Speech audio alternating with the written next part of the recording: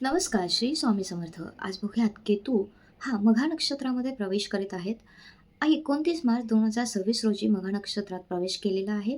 केतू या नक्षत्रात सुमारे 9 महिने म्हणजे 5 डिसेंबर 2026 पर्यंत राहील. हे महिने जागतिक राजकारण आणि तुमच्या वैयक्तिक आयुष्यासाठी अत्यंत महत्त्वाचे ठरणार आहेत. केतू मघा नक्षत्रात प्रवेश करीत आहे. हे नक्षत्र सत्ता, अधिकार आणि आपल्या पूर्वजांचे म्हणजेच पितरांचे प्रतीक आहेत. सत्ता, अहंकार आणि प्रतिष्ठा तात्पुरती आहे, पण आत्मज्ञान आणि कर्म शाश्वत आहेत. परंपरा, संस्कृती आणि वारसा यावर वाढू शकतो. मंदिर, इतिहास आणि सांस्कृतिक विषय चर्चेत येतील. राजकीय पातळीवर नेतृत्वावर प्रश्न उपस्थित राहू शकतात. जुने कायदेशीर किंवा ऐतिहासिक मुद्दे पुन्हा पुढे येऊ शकतात. प्रत्येक लग्नाला केतू मघा नक्षत्रात जाणार आहेत. त्याचे परिणाम काय होणार आहेत ते बघूयात. मेष लग्नाला पाचव्या स्थानामध्ये केतू मघा नक्षत्रात प्रवेश करणार आहेत. तर विद्या, संतती, प्रेम संबंध यावर परिणाम होऊ शकतो. बुद्धिमत्ता अत्यंत कुशाग्र होईल, पण मनात संभ्रम राहील. संततीसोबत वैचारिक मतभेद होऊ शकतात. जुन्या प्रेमाची आठवण येऊ शकते किंवा प्रेमासंबंधात विरक्ती येऊ शकते. मंत्र साधनेसाठी हा काळ सुवर्णसंधी आहे. यांनी रोज गणपतीची उपासना करावी आणि लाल रंगाचे कापड किंवा मसूर डाळ ही दान करावी. वृषभ लग्न चौथ्या घरात केतू असणार आहे. सुख, मालमत्ता आणि आईचे सुख असणार आहे. घरामध्ये राहूनही तुम्हाला एकटेपणा जाणवेल. आईच्या आरोग्याकडे विशेष लक्ष द्यावे लागेल. रिअल इस्टेटमध्ये गुंतवणूक करताना कागदपत्रे नीट तपासा. स्वतःचे घर बदलण्याचे किंवा हा विचार मनात येऊ शकतो.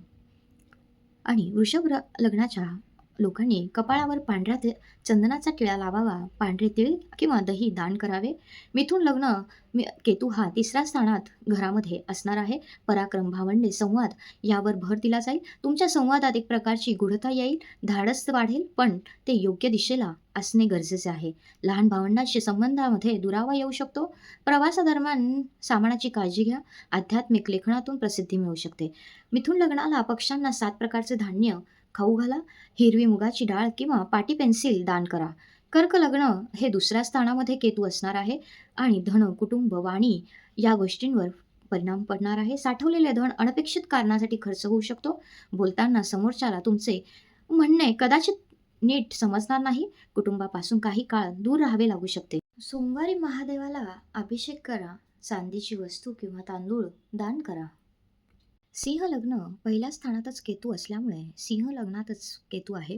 स्वभाव, शरीर आणि व्यक्तिमत्व यावर परिणाम होऊ शकतो. केतू तुमच्याच लग्नात जात असल्याने तुम्हाला मी कोण आहे असा प्रश्न पडेल. भौतिक गोष्टींपेक्षा वैराग्याकडे ओढ लागेल. डोकेदुखी आणि केसांच्या समस्या जाणवू शकतात. तुमचा आत्मविश्वास डगमगू शकतो. सिंह राशीने आदित्य हृदय स्तोत्राचे पठण करावे आणि तांबे किंवा गूळ याचे दान करावे. कन्या लग्न हे केतू हा 12व्या स्थानात असल्यामुळे मोक्ष, खर्च, परदेशगमन यावर परिणाम होऊ शकतो. आध्यात्मिक उन्नतीसाठी हा काळ सर्वोत्तम आहे. झोपेत अडथळे येऊ शकतात किंवा विचित्र स्वप्ने पडू शकतात. प्रवासाचे अचानक योग येतील आणि एकांतातून कामातून लाभ होईल. खर्चावर नियंत्रण ठेवा. कन्या राशीने ओम केतवे नमः हा मंत्राचा जप करावा. काळे तीळ दान करावे.